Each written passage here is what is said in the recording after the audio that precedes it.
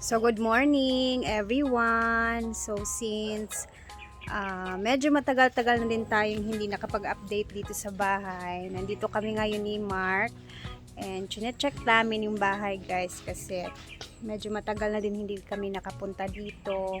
And last December hindi tayo nakapagdagdag sa ating bahay na pinapagawa. Wala tayong naidagdag sa December kasi nga ang dami din talaga namin ang inuna ni Mark. So eto, nandito kami ngayon dahil i-check natin yung bahay at tingnan natin kung ano na yung itsura. So maybe this coming sahod sa January guys, bibili na kami ni Mark ng aming pang pintuan dito. Ang tawag sa pintuan lab ka ng kuan? Door jambs para masarado na din siya. And then ini-next natin yung mga bintana nito. So yung bintana naman nito guys is meron tayong basta. Tsaka na ako magchichika sa inyo kung ano yung ating plano for the bintana naman. So nandito kami ngayon ni Mark. Ang dami na naman mga damo-damo. So, alas 9 ng umaga. Alam nyo, malapit lang naman to sa bahay, guys. Pero, hindi naman siya ganun. Siguro 5 minutes lang. Kung kano kalayo yung farm, ganun din kalayo yung bahay sa kabilang area. Kabilang side. So, halina. So, dito na tayo sa loob. Checking na tayo, guys.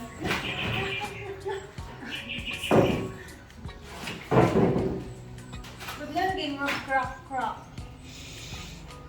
Sa finishing mo na? Finishing. Normal lang inana, no? Wala pa man siya nakuha na, no?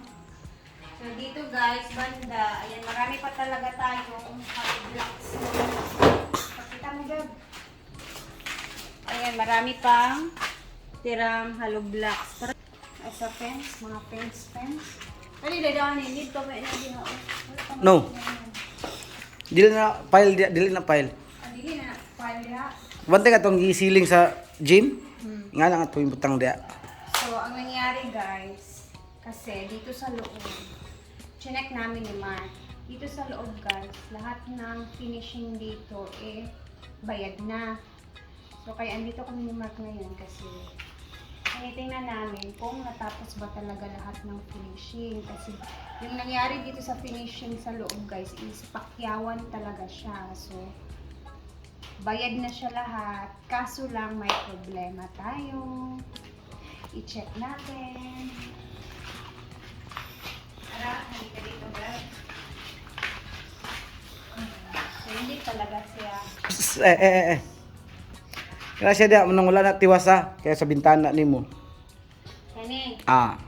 Okay. So, Dani, anong wala pa manidari? Kaya siya may wala ulang. Hindi ba? Hindi natin natin sa bahay. Tapos dito pa. Mm. Ano na? Kulang ba yung bayad? Dito naman sa loob. Kompleto. Okay naman na dito. Dito yung tanong ko. Ano nangyari dito sa kwartong to? Bakit hindi natapos yung finishing? Kaya dia kanay kulang sa bintana. Ang kanilang dari oh. Ano man wala na tayo sa simento? Ay siminto sobra pa. Ano man? Sus. Di. At pare. Normal kasi yan, ganyan din ba guys? Pag meron tayong pinapagawang bahay. Oh, may simento pa doon, 4 oh. Dito naman, hindi pa din tapos. Oh, apat na. So, unsaan man ini karon? Ako'y magtiwas ani. Kaya wa man ni natiwas sa panday, ako na lang magtiwas siguro. Kabalo ra ba ko mukuan?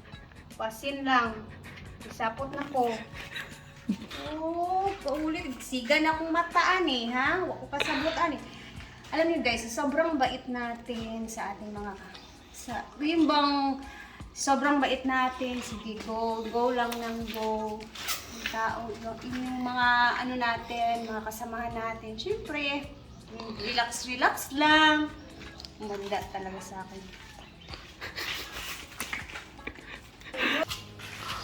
Ito guys, kakainis lang kasi yung feeling ba na, hindi naman tayo every month nakakapagpagawa dito. Yung pera iniipon pa natin. Tapos, ayan yung nangyayari, bayad na siya, pero bayad na. Ubus na nila. Ubus na yung pera, pero hindi tinapos. Ang tanong, bakit hindi tinapos? Ayun, may apat pang simento dito, Meron pang buhangin doon. At yung buhangin kindo. Ito na ba? Meron pa, di ba? Ayun mo. Dagan pa na. Oh.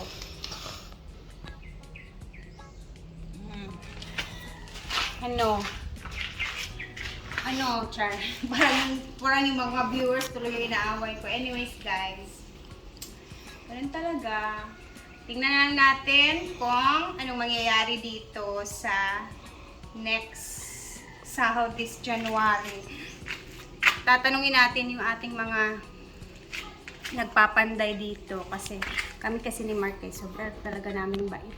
As in, kahit ako, ayokong magyaw-yaw, ayokong magpalabas na hindi magandang, hindi makatandang mga negative vibes ba. Hindi ako marunong, nagpipigil talaga ako, pero pag pag nagalit, syempre, kakaiba din talaga yung lumalabas sa ating mga bibig, lalo na yung mga taong nagtitimpi, no?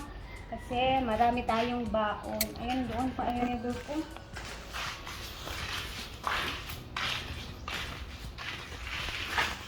Grabe. Tapos, ito pa. Tingnan mo ito, guys. Meron tayong isa pa itong pintura na waterproofing na para sana dito sa gilid-gilid. Wala. Anong mangyayari? Baka nakawin na naman to dito. Mawala na lang. Di ba? Dagan ka na balay ron. Nagot yun ako.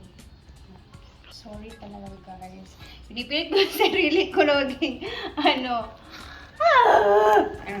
pero normal naman talaga yan sa nagpapagawa ng bahay.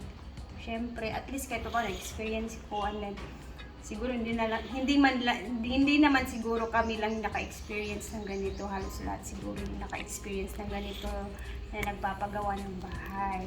Kaya nga, di ba, kailangan din nating maging alert sa mga natin, alert. Pero sa totoo, nakakainis na.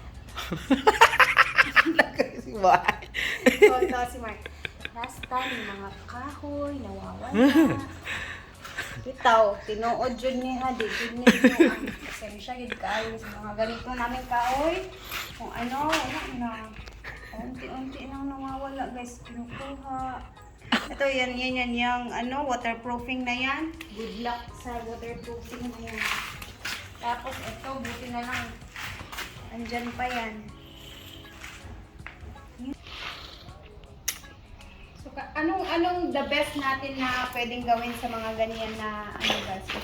Siyempre, alam ko, may mga nanonood ngayon na mga naka-experience din ng ganito, di ba? So, yeah, pwede naman kayo mag-comment, suggestion.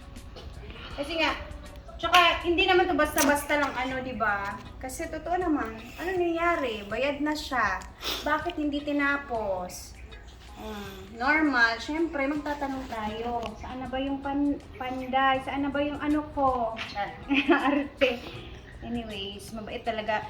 Mabait, sobrang kabaitan namin ni Mark. Alam nyo guys, kahit i-advance na yung pera, basta matapos lang siya. Ganun yung style namin ni Mark. Kasi, syempre, iniisip din namin yung aming mga panday sa totoo lang. So, ewan ko. Bakit? Iniintindi na lang ba? O kahit sila na lang yung unahin, hindi na yung bahay. Kasi, tingnan nyo, natagalan na. Tapos na yung December. December, hindi tayo nagkapagpagawa na ito. November pa yun, di ba? Tatapos na yung December nga. Di ba ba? So, tingnan na lang natin.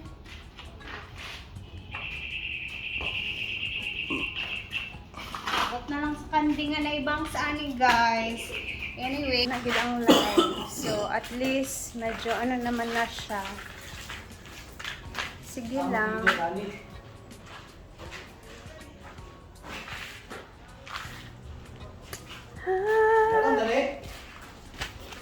Tad ana, kay ngano, basig bawa na. Picture din ka? Ha? Picture dia ay. Bisapot ra ba kog lagot kog nauna aning mga finishing daan nga wa pa na human lagot ko. Tagal kasi namin inantay to guys. Okay lang kami. O sige, kung may time, ganon, tsaka pa ganon. Wala eh. Hindi pa din tinapos. Ano nangyari? Ayan oh.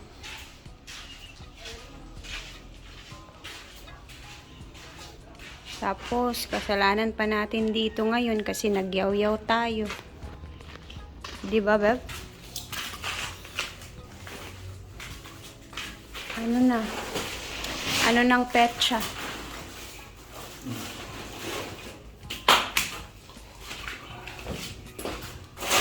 Anong petsa na? Char. Tsaka ang dami pa natin ditong hollow blocks. Oh. Gagamit natin yan siya dito sa bakuran kasi maglalagay tayo ng bakod dyan guys. Kasi sarado natin yan. Parang ito ang fildo yads? Ay, kanil patrabaho niya yads? Na pa man siya? Ang dami ng damo dito guys. Dito naman, mahaba na yung damo.